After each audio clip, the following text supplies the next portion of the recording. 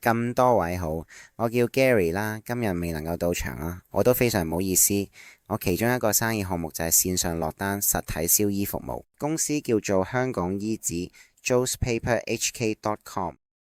雖然我今日唔喺現場，但係我都想同大家分享一個有用嘅 AI 小技巧。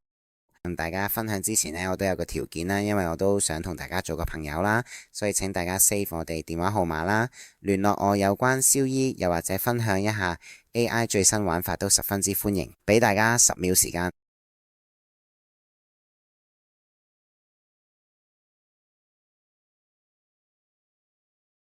相信大家之前都見過 Facebook 上邊有一啲將自己張相變成靚靚履歷照嘅 AI 方法，但係好似咁樣。用 AI 嘅話，好似好容易做到，係咪？咁錯，係非常容易做到，但係大前提係你要有 VPN。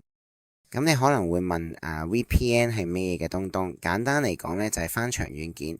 除咗要識得用 VPN 之外，你亦都要識得點樣打合適以及清楚嘅指令。聽完之後呢，係咪覺得件事十分複雜呢？今日就等我教下你哋，唔使用 VPN 呢都可以整到嘅方法。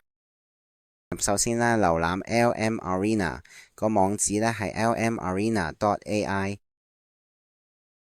去到 L Arena 之後呢，會見到一個加號嘅，一睇個加號，上傳一張你想整嘅相之後嘅箭嘴指住嘅指令欄打入指令就搞掂晒，簡單個簡單。俾個例子大家睇下，我響 LM Arena 上傳嘅一張熒光幕右邊嘅照片，跟住就喺指令欄裏邊打入以下指令，幫手將照片轉換成韓式證件照。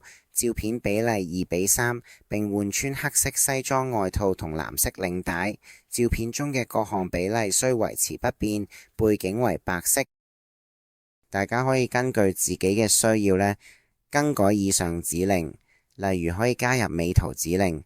打好指令之後，咁 Enter， 再等大約15秒，就可以見到成品。今次個例子呢，最終成品呢就已經顯示咗出嚟呢，咁我就覺得都非常唔錯啦。今日分享呢亦都去到呢度呢，希望幫到大家。